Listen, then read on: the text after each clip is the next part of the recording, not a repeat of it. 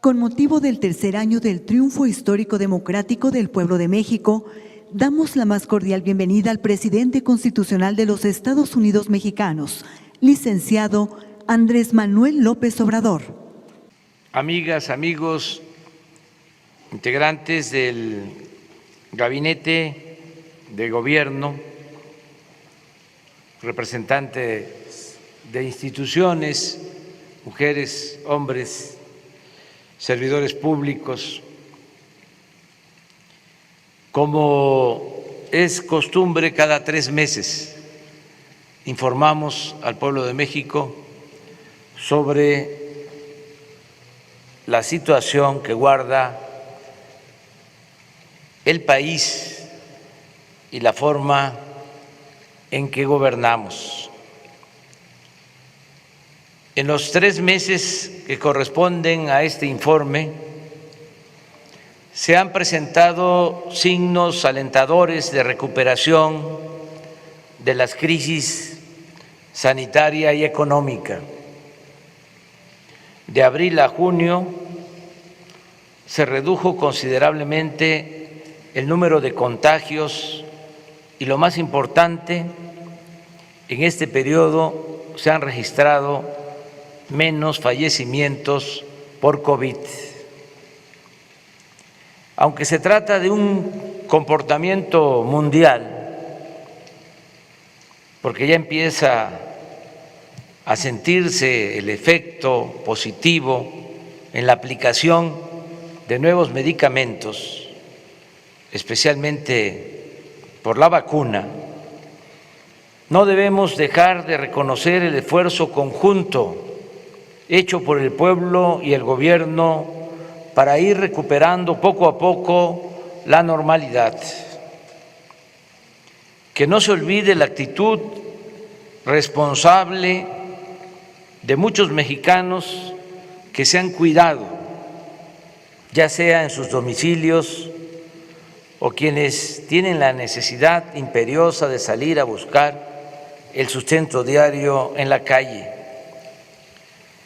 Que no se borre de la memoria la forma en que se cuidó en la familia a los adultos mayores y a quienes padecen de enfermedades crónicas. Agradezcamos a los que cerraron un negocio pero no dejaron de pagar a sus trabajadores. Expresemos nuestra gratitud a los médicos, enfermeras y trabajadores de la salud que arriesgaron sus vidas para salvar a otros. Todos estos gestos de amor y solidaridad verdadera han ayudado a sobrellevar los sacrificios y el sufrimiento. La fraternidad se ha hecho presente también para quienes perdieron a sus seres queridos a causa de la terrible pandemia del COVID. En cuanto a nuestra actuación, hemos hecho todo lo que humanamente es posible para enfrentar esta pandemia y salvar vidas. Es público y notorio que informamos y respondimos a tiempo, que levantamos con oportunidad el sistema de salud pública que estaba en ruinas. No titubeamos en destinar recursos a la atención de la pandemia. En 15 meses el presupuesto de salud se ha incrementado en 70,000 millones de pesos. Se terminaron, reconvirtieron y equiparon hospitales. Se contrató y capacitó a más de 70,000 trabajadores de la salud. En fin, se logró que ningún enfermo se quedara sin una cama, equipo de respiración o personal de salud que lo atendiera. Aún cuando en estos sensibles y tristes acontecimientos no es correcto hacer comparaciones, me limito a decir que nuestro país no está colocado ni en América ni en el resto del mundo en los primeros lugares en mortalidad por COVID. El Programa Nacional de Vacunación ha funcionado con eficacia y ha llegado a todos los pueblos de México. Hasta hoy hemos recibido 57.336.000 dosis de vacunas Pfizer, Sinovac, Sputnik, AstraZeneca, Johnson & Johnson, CanSino, de farmacéuticas y gobiernos extranjeros que han demostrado con hechos su solidaridad con nuestro país, con México y con su pueblo. Destaco el apoyo de Cuba, de Argentina, de Estados Unidos, de Rusia, de China, de India. Llevamos el 35% de toda la población mayor de 18 años vacunada. Ya concluimos esta importante labor preventiva en Baja California. Es la primera entidad de las 32 donde se cumplió la vacunación, aún con una sola dosis. Y reitero el compromiso de vacunar aún también con una dosis a todos los mayores de 18 años del país para el mes de octubre, con el propósito de que lleguemos al invierno más protegidos. El tener en la actualidad 19 estados con semáforo verde, 8 en amarillo, 5 en naranja y ninguno en rojo, es también un buen indicador para la normalización de la actividad productiva, educativa y social del país. En el campo se está produciendo sin limitaciones. El año pasado la producción agropecuaria aumentó 2% y lo ha hecho otro tanto en lo que va de este año. El sector industrial está en franca recuperación y lo mismo el comercio, el turismo, los restaurantes, la aviación y otros servicios. Casi todos los pronósticos para este año coinciden en que la economía crecerá alrededor del 6%. No hemos contratado deuda pública adicional y como no sucedía en 3 décadas, el peso no se ha devaluado durante los primeros 2 años y medio de nuestro gobierno. El salario mínimo ha aumentado en 44% en términos reales, como no se veía en 36 años.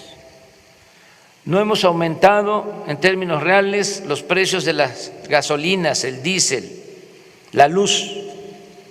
El gas ha aumentado un poco por encima de la inflación, pero ya vamos a corregir ese aumento muy pronto.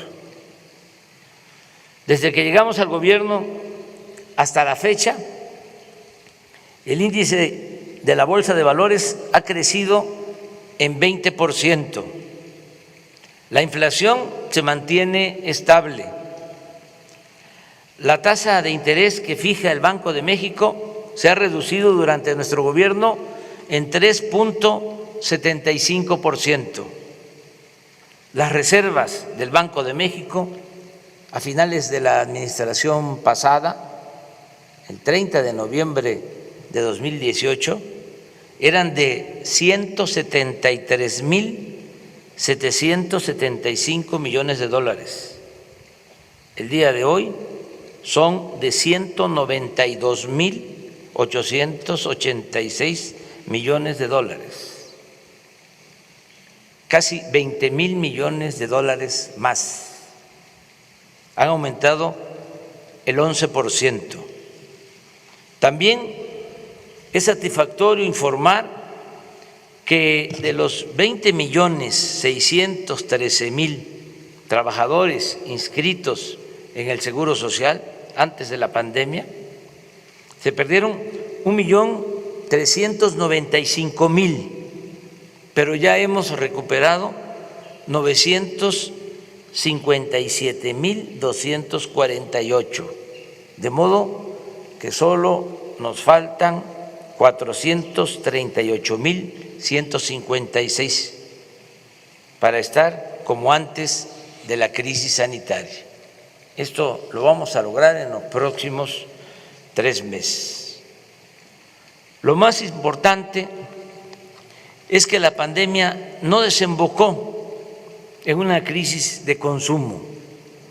Gracias a las remesas y a los apoyos de los programas de bienestar que llegan y se aplican de abajo hacia arriba, de los más pobres hacia la cúpula de la pirámide poblacional, se ha podido evitar la falta de alimentos y otros bienes de primera necesidad. Hoy precisamente anuncia el Banco de México que las remesas que llegaron al país en mayo alcanzaron la cifra récord de 4.514 millones de dólares. Gracias, gracias, gracias, muchas gracias, paisanas y paisanos.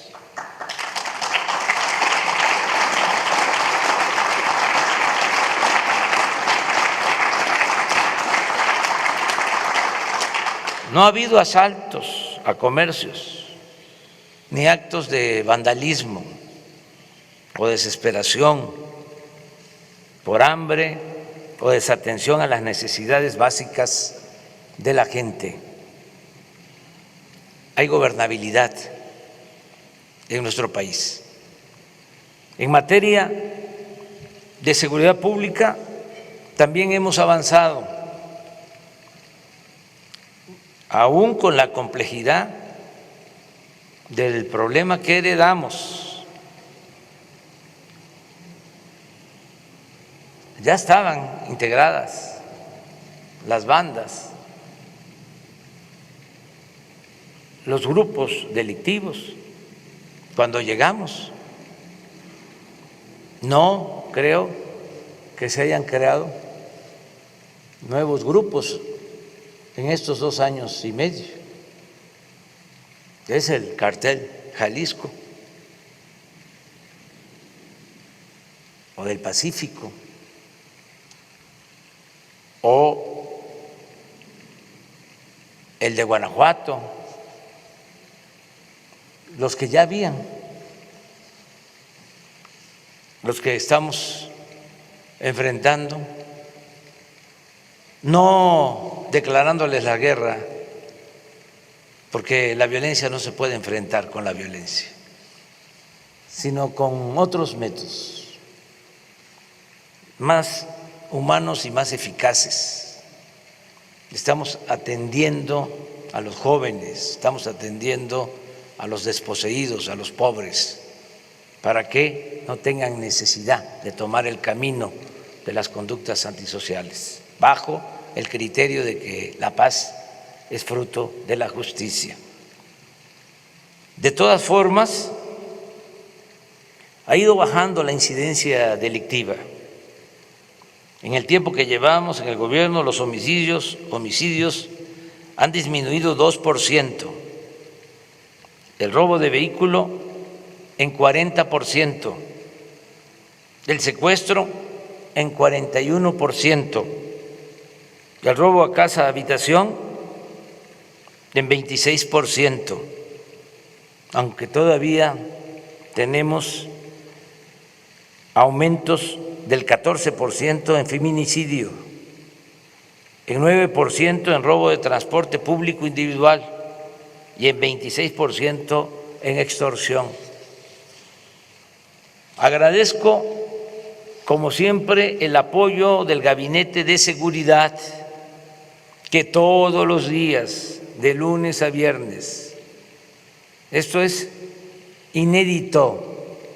Nunca en la historia del país un gobierno había destinado tanto tiempo a atender el problema de la inseguridad y de la violencia.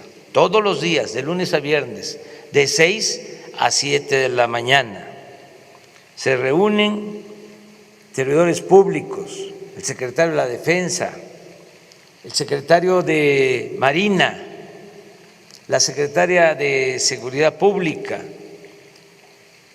la secretaria de Gobernación, el consejero jurídico. Los lunes se invita a la jefa de gobierno de la Ciudad de México y se reciben los reportes, lo que sucede en todas las regiones del país. Se toman medidas para actuar y conseguir la paz y la tranquilidad. Aquí también aprovecho para agradecer el respaldo de todos los miembros del gabinete y de las instituciones que se han comportado a la altura de las circunstancias. Es un equipo de trabajo de mujeres y de hombres que han demostrado ser auténticos servidores públicos, trabajadores, honestos y algo que es muy importante, con profundas convicciones sociales. Aún con la crisis de la pandemia y de la economía, pudimos celebrar una de las más numerosas y competidas elecciones de la historia de México, sin problemas mayores y consolidando al mismo tiempo el sistema y el método democrático, guiados por el ideal maderista y por nuestras convicciones a favor de la causa de la democracia y en contra del fraude electoral que padecimos durante mucho tiempo. Ya estando en el gobierno, nos comprometimos a que el presupuesto no se utilizaría para beneficiar a ningún candidato y a ningún partido. Y cumplimos.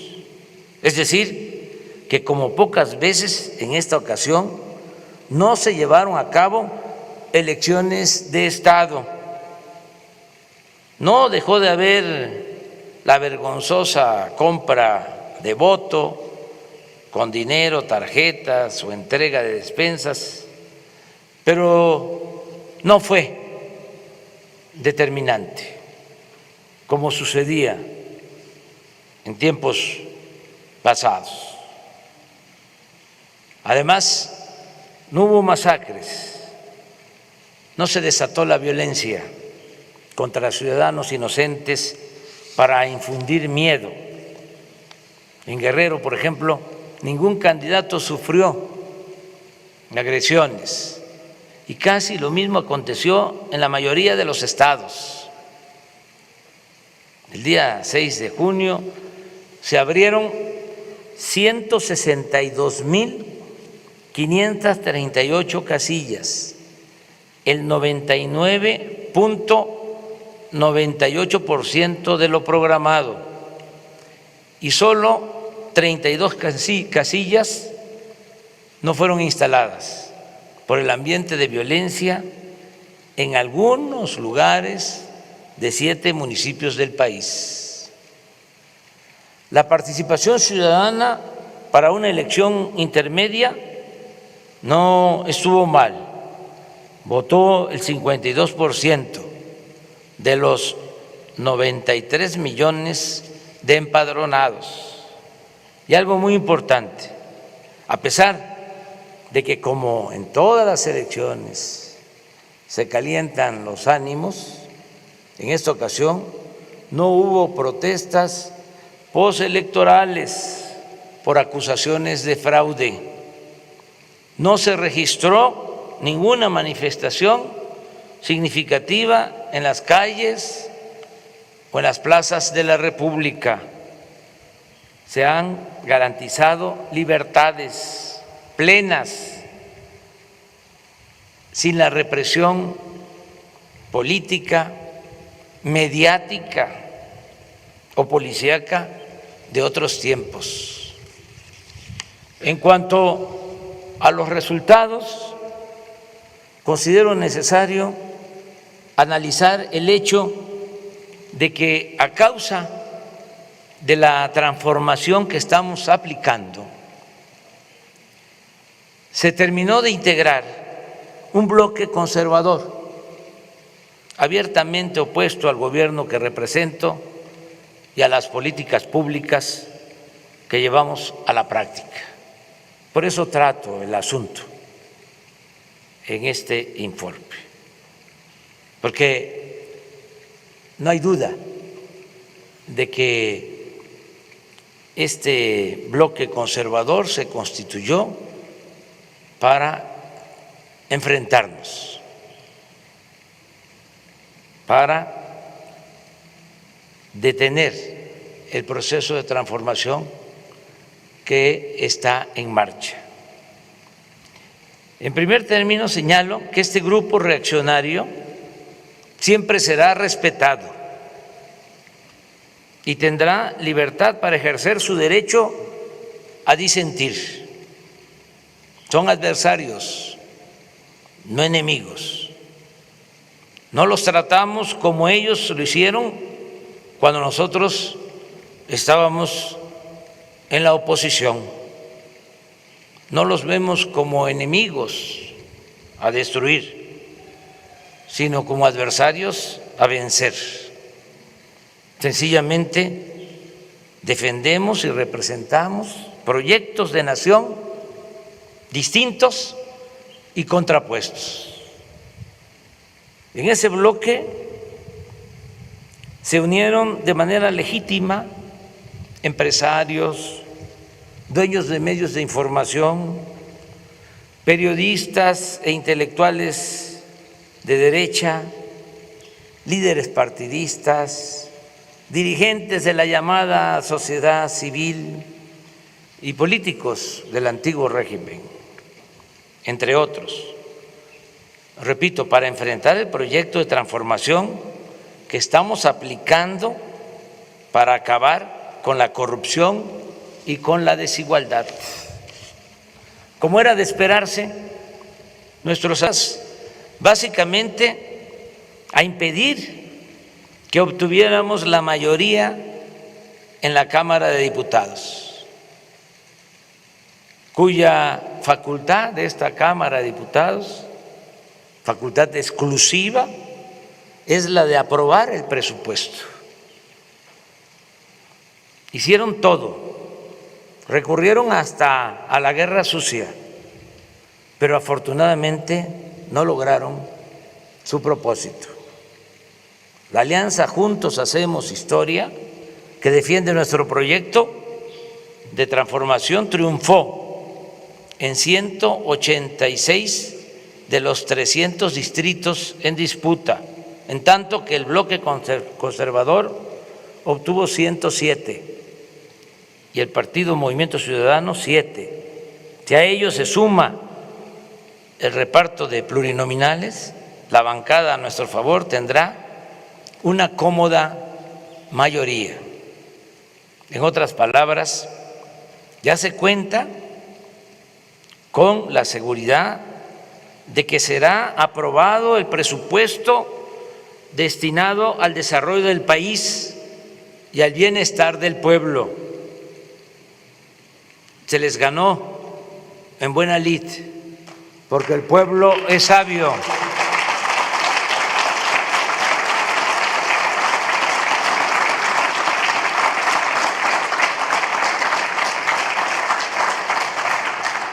No podrán detener las ayudas destinadas a los pobres. No podrán desaparecer como lo querían la pensión a los adultos mayores, a las niñas y niños con discapacidad, las becas para estudiantes de familias pobres, ni la atención médica y los medicamentos gratuitos. Tampoco podrán frenar el programa Sembrando Vida, ni el de jóvenes construyendo el futuro, ni el aeropuerto Felipe Ángeles, ni el Tren Maya, ni el Banco de Bienestar, ni el Internet para todos, ni el proyecto del Istmo de Tehuantepec, ni nada que vaya destinado a los pobres, a los que aborrecen, porque con honrosas excepciones, los conservadores son clasistas, racistas e hipócritas. Como bien dijo en una de las pocas veces que trató el tema el presidente Juárez, lo cito textualmente: los ricos y los poderosos ni sienten ni menos procuran remediar las desgracias de los pobres. Podrá suceder que alguna vez los poderosos se convengan en levantar la mano sobre un pueblo pobre, oprimido, pero eso lo harán por sus intereses y conveniencia. Eso será una eventualidad que nunca debe servir de esperanza segura al débil. Hasta ahí la cita. Sin embargo, no poseo ni aspiro a tener el monopolio de la verdad absoluta. Por eso reitero, nuestros adversarios siempre recibirán del gobierno que represento el respeto y la libertad a la que tienen derecho para manifestarse sin límites, represión o censura. Los tiempos han cambiado. Juárez decía: los reaccionarios también son mexicanos. Esa frase la volvió a utilizar Plutarco Elías Calles. Los reaccionarios también son mexicanos. No me gusta esa frase, con tanto que admiro al presidente Juárez. Son ahora otras circunstancias, por eso no podría decir lo mismo. Claro que son mexicanos y que tienen todos los derechos a participar, porque nosotros aspiramos a establecer en México una auténtica, una verdadera democracia, no una dictadura, no una tiranía. No queremos excluir a nadie. Este país lo tenemos que ir construyendo a pesar de la diversidad, con el respeto a las libertades y con la participación de todas y de todos los mexicanos. Amigas y amigos, hoy cumplimos 3 años del triunfo histórico de nuestro movimiento y aún recuerdo cuando el 1 de diciembre de 2018, en el camino a la Cámara de Diputados para tomar posesión de la presidencia de la República, se nos acercó al automóvil un joven en bicicleta y me gritó: no nos vayas a fallar. Creo, pasado el tiempo, no haber defraudado la esperanza de ese joven ni de quienes votaron por mí hace 3 años. Posiblemente haya quienes imaginaron que sería de otra forma, lo que han llegado a la conclusión, en ejercicio de su libertad y de su criterio, que no comparten mis ideas y que no les gusta mi estilo de gobierno, mi estilo de gobernar.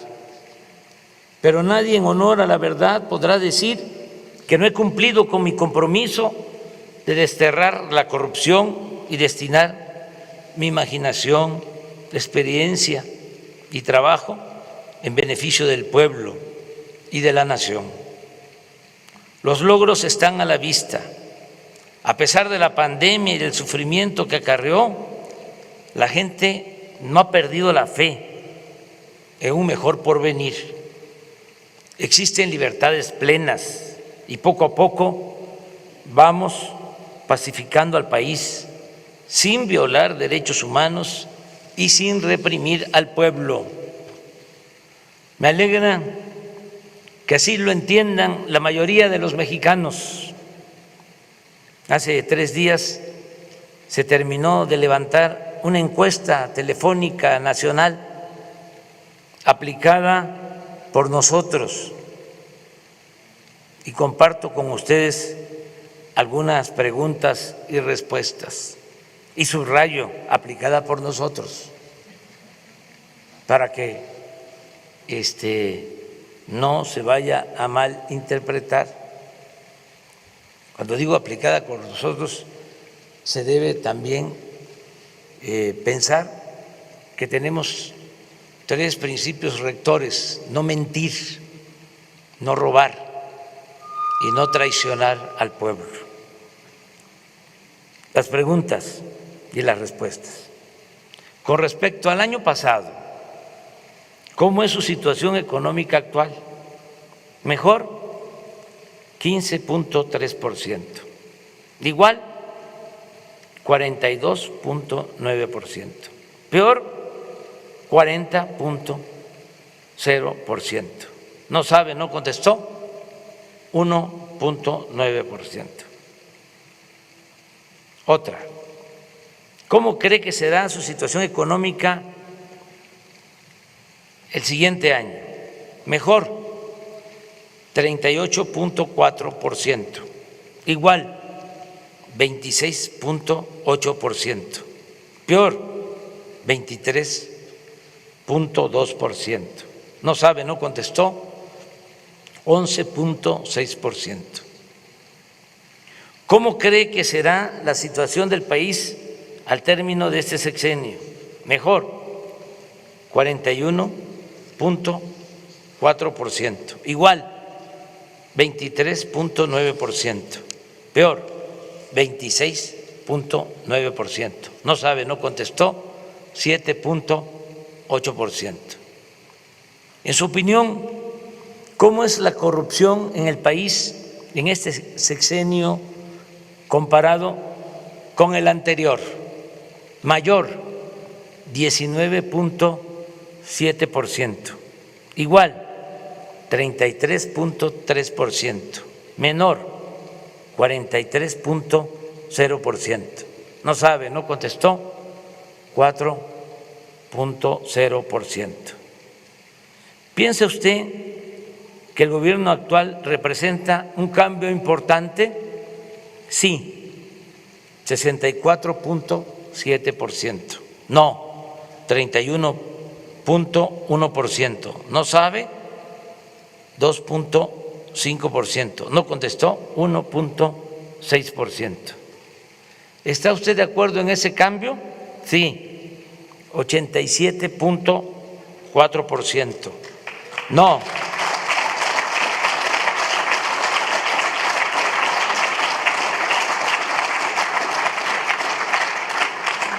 No, 9.6%. No sabe, 1.6%. No contestó, 1.4%. En una escala del 0 al 10, donde 0 significa que lo hace muy mal y 10 muy bien, ¿qué calificación le daría al presidente de la República? 6.7 en promedio. La revocación de mandato propone que si el pueblo no está satisfecho con la forma de gobierno del presidente en turno, se puede votar para que renuncie antes de terminar su sexenio. Si hoy fuera la consulta para valorar el trabajo del presidente, ¿usted votaría porque renuncie o que termine su sexenio? Porque continúe 72.4%.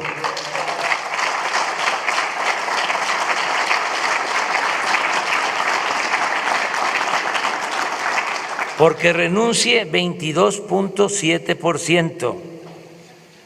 No le importa, le da igual 1.1%. No sabe o no contestó 3.8%. En fin, estamos bien calificados, pero aspiramos a convencer a más gente a que se vaya creando más conciencia, que haya más revolución de las conciencias, a informar, a orientar, a concientizar, convencer para elevar a rango supremo la honestidad y hacer gala, sentirnos orgullosos de la gran reserva de valores culturales, morales y espirituales que heredamos de nuestros antepasados. Esa es la grandeza de México. La fraternidad, como se afirma en la Guía Ética para la Transformación de México, es hacer propios los problemas de los demás. La fraternidad es el compromiso activo y afectivo, pero respetuoso en la búsqueda de soluciones a problemas de los demás. Idealmente debe ser la guía de la acción social de estados, gobiernos, instituciones, sociedades e individuos a fin de superar o aliviar el sufrimiento, la carencia y la indefensión de millones de personas. Es un deber colectivo de las naciones ofrecer a cada uno de sus hijas, a cada una de sus hijas e hijos, una cuna para nacer, un pupitre para aprender, herramientas para trabajar, una cama para dormir, una mesa para comer, un techo para guarecerse, un lugar en el hospital para curarse y una tumba para descansar. ¿Y cuál es la recompensa que obtendremos por dedicar el tiempo, todo el tiempo que sea posible, a esta noble tarea? La recompensa será el estar bien con nuestra conciencia y con el prójimo y gozar de la inmensa felicidad que produce el ayudar a vivir a todas y todos en un país más libre, más justo, más seguro, más pacífico y más próspero. Termino, amigas y amigos, mexicanas, mexicanos, enviando este breve mensaje a todas, a todos ustedes, al pueblo de México. Gracias por refrendar su confianza en mi persona. Repito, yo siempre estaré a la altura de ustedes y nunca, jamás los traicionaré. Gracias, gracias, gracias, gracias de todo corazón. Muchas gracias.